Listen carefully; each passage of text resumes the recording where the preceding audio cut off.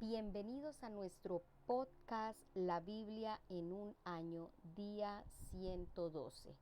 Hola Dios, soy Flory Shore.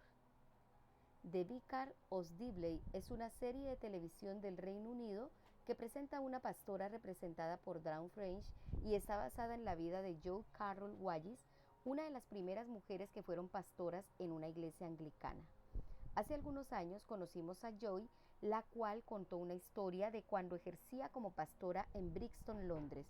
Uno de los miembros de la congregación era una señora muy piadosa de 86 años, llamada Flory Shore, quien tuvo que someterse a una cirugía.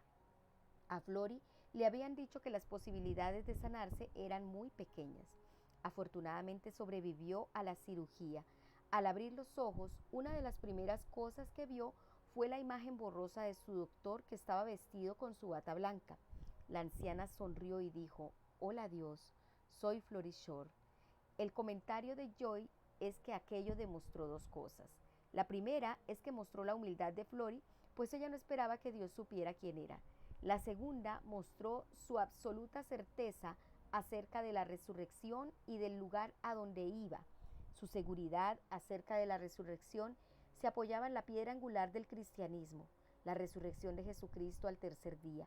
El mismo poder que levantó a Jesús entre los muertos vive ahora en ti por medio del Espíritu Santo. Ver Efesios capítulo 1 del 18 al 23. El primer texto que vamos a estudiar el día de hoy está en Salmos 49 del 1 al 20. Lo voy a leer en la PDT. Los ricos también mueren. Al director, canción de los descendientes de Coré. Escuchen esto, naciones todas. Oigan bien, habitantes de toda la tierra, pobres, ricos, poderosos y humildes. Mi boca hablará con sabiduría y mi corazón con inteligencia. Me concentraré en los refranes y propondré mi enigma al son del arpa. ¿Por qué voy a sentir miedo en los días difíciles cuando esté rodeado de la perversidad de mis enemigos? Se imaginan que la riqueza los salvará y están orgullosos del dinero que tienen. Pero no hay precio que valga la vida, ni se le paga a Dios por salvarse. La vida es muy valiosa, ninguna cantidad de dinero alcanza para poder vivir para siempre y librarse de la muerte. Podrán darse cuenta de que tanto el sabio como el tonto y el ignorante, todos mueren por igual, y a otros se les quedan con sus riquezas. Aunque tuvieron hambre, tierras a su nombre, la tumba será para ellos su nuevo hogar, para toda la eternidad, su habitación de generación en generación. El ser humano no entiende que por más dinero que tenga, muere al igual que las bestias. Eso es lo que le pasa a los que se sienten tan confiados. En eso acaban los que se complacen en su propia palabrería. A ellos la muerte se los lleva al sepulcro como lleva un pastor a las ovejas. Por la mañana los justos gobernarán sobre ellos. No quedará ni rastro de ellos y su casa será el sepulcro. En cambio, Dios librará de la muerte a mí, pues me llevará para estar junto a Él. Así que no temas al que se enriquece y aumenta el lujo de su casa, porque nada se llevará cuando muera, ni su lujo descenderá con él. Aunque piense que alcanzó toda la dicha del mundo porque tiene mucha riqueza y lo admiren por todo lo que tiene, llegará el día en que muera y nunca más volverá a ver la luz. Se puede ser muy rico y no entender que igual uno morirá, al igual que mueren los animales. El primer punto, entonces, que vamos a tratar en el día de hoy es vida más allá de la tumba. Hay un fuerte contraste entre una vida sin Dios y una vida con Dios. Lo primero es una vida sin Dios. Aquellos que viven sin Dios tienden a acabar confiando o bien en las riquezas o en ellos mismos. Esta confianza se caracteriza por la búsqueda de sus estatus. Los ricos puede que se jacten de sus muchas posesiones y usen el dinero para impresionar a los demás con sus posesiones, poniendo tierras a su nombre. Disfrutan que la gente los elogie y se consideran dichosos. Pueden tratar de usar su riqueza para rescatar su vida de la muerte, pero ningún pago es suficiente. Al final, todo es inútil pues la riqueza se la quedan otros. No te asombre ver que alguien se enriquezca y aumente el esplendor de su casa, porque al morir no se llevará nada. Versículos 16 al 17. ¿De qué sirve todo si al final se pudrirán en el sepulcro? Ahora, la vida con Dios. En contraste, si vives una vida con Dios no necesitas buscar alcanzar un estatus. Esto es así porque tu estatus no viene determinado por tu éxito en la acumulación de riqueza, sino por saber a quién perteneces y lo valioso que eres para Él. Tu rescate ha sido pagado y ha sido redimido, por lo que tu futuro está asegurado. Pero Dios me rescatará de las garras del sepulcro y con Él me llevará, dice en el versículo 15 del texto que acabamos de leer. Una vida con Dios significa que vivirás para siempre sin llegar a ver la fosa. El salmista dice, ¿por qué he de temer? El miedo es una emoción humana, pero con Dios puedes enfrentarte a tus miedos con confianza porque puedes tener la completa confianza en Dios en esta vida y en la vida venidera. Aquí aparece una de las pocas pistas que se dan en el Antiguo Testamento acerca de la vida después de la muerte. El autor está confiado en que Dios me rescatará de las garras del sepulcro y con Él me llevará. La vida con Dios no termina con la muerte, sino que continúa en la eternidad. El salmista tiene confianza en esto, aunque no sabía cómo era posible. La respuesta se revela por medio de la resurrección de Jesús. Vamos a orar. Amado Señor, quiero darte gracias por el poder de tu resurrección que ahora vive en mí. Gracias porque me arrancarás de las garras de la muerte y me llevarás contigo. Ahora vamos a leer San Lucas capítulo 20 desde el versículo 27 hasta el capítulo 21, versículo 4. Pregunta sobre la resurrección. Vamos a leer en la palabra de Dios para todos. Después unos saduceos, los que dicen que no hay resurrección, se acercaron a Jesús y le preguntaron: Maestro, Moisés nos escribió que si un hombre casado moría sin haber tenido hijos, su hermano debía casarse con la viuda. De esa manera, los hijos que tuvieran serían considerados hijos del hermano fallecido. Una vez hubo 7 hermanos. El primero se casó, pero más tarde murió sin dejar hijos. Entonces el segundo hermano se casó con la viuda y también murió. Luego el tercer hermano se casó con la viuda, pero también murió. Lo mismo pasó con todos los demás hermanos. Todos murieron sin haber tenido hijos. Tiempo después, la mujer también murió. Todos los 7 hermanos se habían casado con ella. El día en que la gente resucite, ¿de quién será esposa la viuda? Jesús les dijo: En esta vida la gente se casa y se da en matrimonio. Algunos serán considerados dignos de ser resucitados de la muerte y participar en la vida venidera, pero entonces no se casarán ni serán dados en matrimonio. En esa vida la gente será como ángeles y no morirá. Ellos serían hijos de Dios porque habrían sido resucitados. Pero que la gente es resucitada de la muerte lo demostró Moisés mismo en la historia sobre el arbusto ardiente, pues ahí él llama al Señor el Dios de Abraham, el Dios de Isaac y el Dios de Jacob. Él no es Dios de muertos, sino de vivos, porque para Dios todos están vivos. Algunos de los maestros de la ley dijeron: Maestro, qué buena respuesta. Nadie más se atrevió a hacerle otra pregunta. ¿De quién es hijo el Mesías? Entonces Jesús dijo y les preguntó: ¿por qué dicen que el Mesías es el hijo de David? En el libro de los Salmos, el mismo David dice: El Señor Dios le dijo a mi Señor: siéntate a mi derecha, hasta que ponga a tus enemigos bajo tu poder. Entonces, si David llama al Mesías Señor, ¿cómo puede ser su hijo? Advertencia a los maestros de la ley. Mientras toda la gente escuchaba a Jesús, él les dijo a sus seguidores: tengan cuidado de los maestros de la ley. A ellos les gusta pasearse vistiendo ropa que muestre su autoridad y les encanta que la gente los salude con respeto en las plazas de mercado.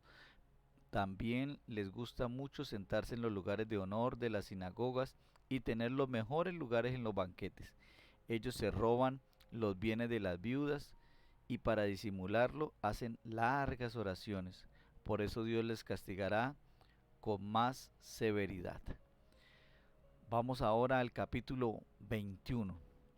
Una viuda da todo lo que tiene. Jesús levantó la mirada y vio a los ricos poniendo sus ofrendas en la caja del dinero del templo. También vio a una viuda muy pobre que estaba dando 2 pequeñas monedas de cobre como ofrenda. Entonces Jesús dijo: en verdad les digo que esta pobre viuda dio más que todos los demás, porque todos ellos dieron de lo que les sobraba, pero ella, a pesar de su pobreza, entregó todo lo que tenía para vivir. El segundo punto es: los muertos resucitarán. Cuando comenzamos a pensar en la resurrección y la vida después de la muerte, se hace difícil imaginar cómo será, qué aspecto tendrá la gente, qué tipo de cuerpo tendrás, cómo nos relacionaremos unos con otros. Algunas veces la gente usa ese tipo de preguntas para sugerir que la idea de la resurrección es fantasiosa o incluso absurda. Los saduceos pertenecían al grupo que decía que no hay resurrección. Vinieron a Jesús con una pregunta capciosa acerca de una mujer que había tenido 7 esposos, preguntándole burlonamente cómo funcionaría aquello a la hora de la resurrección. Jesús respondió explicando que su pregunta estaba mal planteada porque trabajaban desde una mentalidad de este mundo. La resurrección transformará todas nuestras relaciones humanas y se eliminará la necesidad del matrimonio como medio de continuar la línea familiar. Versículos del 34 al 36. Jesús responde la pregunta, pero luego pasa a tratar la verdadera cuestión. Los saduceos no se sentían impresionados con las pistas acerca de la resurrección que aparecen en el Antiguo Testamento porque atribuían un peso mucho mayor a los 5 primeros libros de la Biblia, el Pentateuco. Jesús los confronta en su propio terreno, citando uno de aquellos libros. Pero que los muertos resucitan lo dio a entender Moisés, pues llama al Señor el Dios de Abraham, de Isaac y de Jacob. Él no es Dios de muertos, sino de vivos. En efecto, para Él todos ellos viven. Versículos del 37 al 38 del texto que acabamos de leer. Jesús deja absolutamente claro que Él creía no solo en su propia resurrección, sino en una resurrección de la muerte mucho más amplia. Aquellos que resucitan no podrán morir, pues serán como ángeles. Son hijos de Dios porque toman parte en la resurrección. Por supuesto, todo dependía de que Jesús fuera quien decía ser. Jesús señala que Él no solo es un hijo de David, es el Señor de David. Si Jesús es el Señor, puedes estar seguro cuando afirma que los muertos resucitan. Si de verdad crees en la resurrección, esto cambia tu actitud para todo en la vida, incluyendo tus posesiones. Como la viuda que leímos en el capítulo 21, versos del 1 al 4, eres desafiado a dar generosamente, no aferrarte a tus posesiones y en última instancia estar dispuesto a renunciar a todo lo que tienes en esta vida. Más aún, tienes una perspectiva completamente diferente en esta vida. Hay verdadera esperanza a la hora de enfrentarse a la tragedia de la muerte. Esta vida es solo el principio. Vamos a orar. Amado Señor, muchísimas gracias por morir por mí y gracias por la asombrosa esperanza que tengo por medio de la resurrección. Gracias, Señor, porque el mismo poder que levantó a Jesús de la muerte también nos levantará a nosotros. Te damos gracias porque ya no estamos desesperanzados. En el nombre de Jesús. Amén. Vamos a leer ahora Deuteronomio capítulo 33 y 34. Moisés bendice al pueblo. Esta es la bendición que Moisés, el hombre de Dios, les dio a los israelitas antes de morir. Él dijo: el Señor vino del Sinaí y resplandeció para nosotros desde Seir. Él brilló desde el monte Parán, y con él estaban 10,000 santos a su derecha. También estaban soldados poderosos. Oh, tú que me amas, Oh tú que amas a los pueblos del mundo, todos sus hombres santos están en tu tierra. Son ellos quienes se inclinan a tus pies y atienden a tus palabras. En cuanto a nosotros, Moisés nos dio la ley como la herencia de la congregación de Jacob. Luego Dios se hizo rey en Jerusalén, cuando los líderes del pueblo se reunieron junto con las tribus de Israel. Que Rubén viva y no muera, pero que su tribu no sea muy numerosa. Moisés dijo esto en cuanto a Judá: Señor, escucha la voz de Judá y llévalo a su pueblo. Con sus manos ha defendido su casa, pero tú serás una ayuda contra sus enemigos. Moisés dijo esto en cuanto a Leví: Dale a Leví tu tumín, dale tu urim a tu fiel servidor. Lo probaste en Masá, lo retaste en las aguas de Meribá. Él dijo de su papá y de su mamá: No los conozco. Él no reconocía a sus hermanos e ignoró a sus hijos, pero ellos obedecieron tu palabra y mantuvieron tu pacto. Ellos enseñarán tus órdenes a Jacob y tu ley a Israel. Ellos pondrán incienso ante ti y las ofrendas que deben quemarse completamente en tu altar.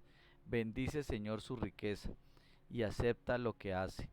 Vence a los que se levanten contra él y a aquellos que lo odien, para que no lo puedan atacar de nuevo. Moisés dijo esto en cuanto a Benjamín: El amado del Señor vivirá en seguridad cerca de él, lo protege todo el tiempo y vivirá entre sus fronteras.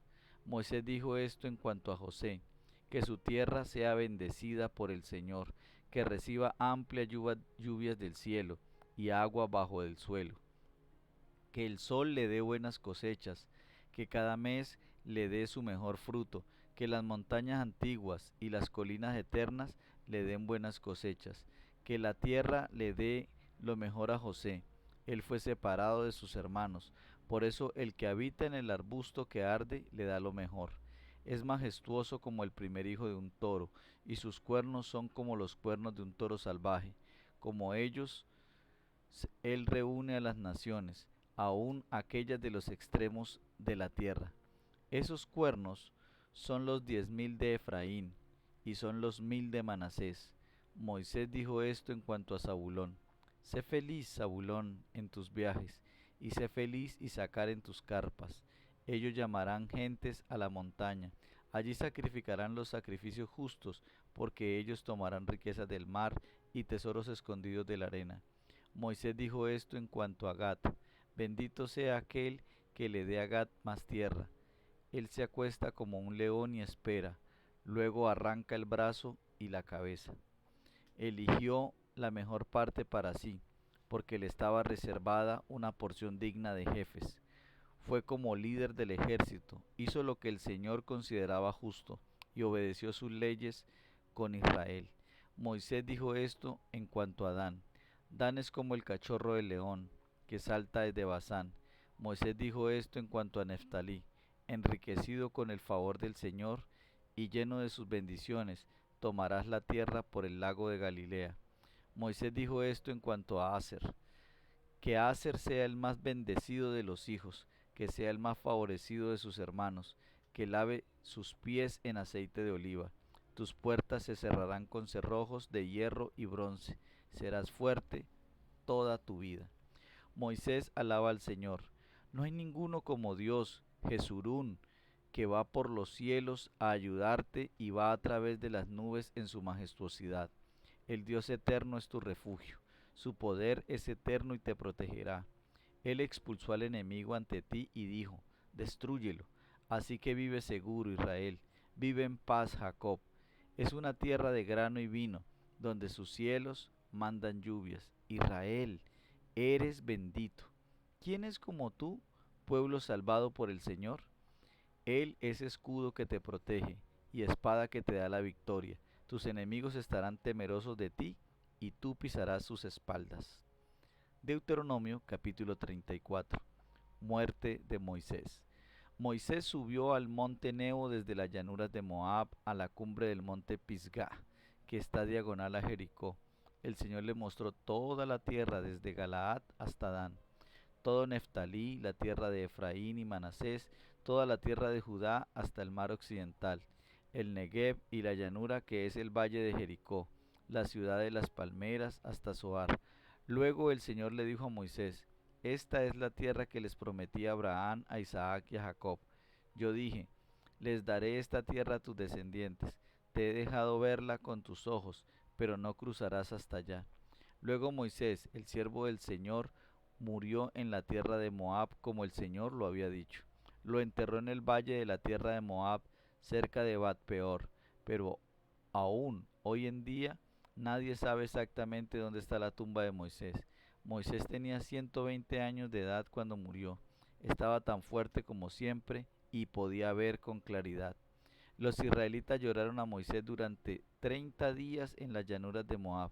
Así cumplieron el tiempo de llanto y luto por Moisés. Josué se convierte en el nuevo líder. Entonces Josué, hijo de Nun, se llenó de espíritu de sabiduría, porque Moisés había puesto las manos sobre él. Los israelitas lo escucharon a él e hicieron lo que el Señor le había mandado a Moisés. Pero nunca hubo otro profeta en Israel como Moisés, con quien el Señor tratara cara a cara, ni que hiciera todas las señales y los milagros que el Señor le mandó hacer a Moisés en Egipto contra el faraón, contra todos sus funcionarios y contra todo su país. No hubo nadie con tanto poder como el que Moisés demostró en todos los hechos grandiosos e increíbles que hizo a la vista de todo Israel. Tercer punto, los brazos que siempre sostienen. Si hay una persona que tuvo un buen final de su vida, esa fue Moisés. Como narra el Deuteronomio, Moisés tenía 120 años de edad cuando murió. Con todo, no se había debilitado su vista ni había perdido su vigor. Había vivido una vida de conocer al Señor cara a cara. Moisés fue usado poderosamente por Dios. Nadie ha demostrado jamás tener un poder tan extraordinario, ni ha sido capaz de realizar las proezas que hizo Moisés. Uno de los mayores desafíos de esta vida es acabar bien. Parte de acabar bien es planear la sucesión. Moisés acabó bien. Había planeado que Josué fuera su sucesor. Entonces Josué, hijo de Nun, fue lleno del espíritu de sabiduría porque Moisés puso sus manos sobre él. Los israelitas por su parte obedecieron a Josué e hicieron lo que el Señor le había ordenado a Moisés. Lo leímos ahora en el versículo 9 del capítulo 34. Este es uno de los pocos ejemplos en los que la unción de Dios pasa de una generación a la siguiente. Antes de morir, Moisés bendijo a todas las tribus con algunas palabras extraordinarias. Por ejemplo, de Benjamín dijo que el amado del Señor repose seguro en él, porque lo protege todo el día y descansa tranquilo entre sus hombros. Al acercarse al final, una vez bendecida cada tribu, dice: no hay nadie como el Dios de Jesurún, que para ayudarte cabalga en los cielos, entre las nubes con toda su majestad. El Dios sempiterno es tu refugio, por siempre te sostiene entre sus brazos. Versículos 26 y 27. Puede que Moisés no se diera cuenta de que la muerte no era el final. Confiaba en el Dios eterno y sabía que le sostendrían eternamente. Pero eso no quita completamente el dolor y la tristeza de la muerte. El pueblo lloró e hizo duelo cuando Moisés murió. Es natural y es importante hacer duelo. Es vital que lo hagamos. Tus emociones han sido dadas por Dios y no deben ser reprimidas. Pero hay una gran diferencia entre el duelo sin esperanza y el duelo de un creyente que tiene esperanza en la resurrección. Para esto podemos ver 1 Tesalonicenses 4:13.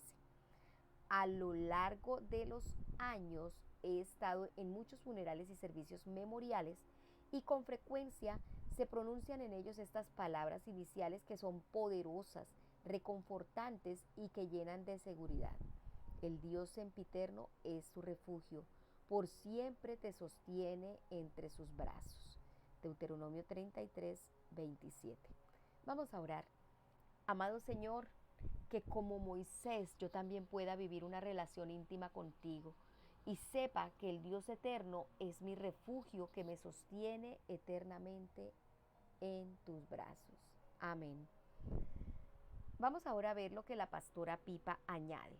Deuteronomio 33 del 26 al 27 repite nuevamente el mismo texto. No hay nadie como el Dios de Jeshurún, que para ayudarte cabalga en los cielos, entre las nubes con toda su majestad. El Dios sempiterno es tu refugio, por siempre te sostiene entre sus brazos. Estas son palabras que reconfortan cuando atraviesas momentos difíciles.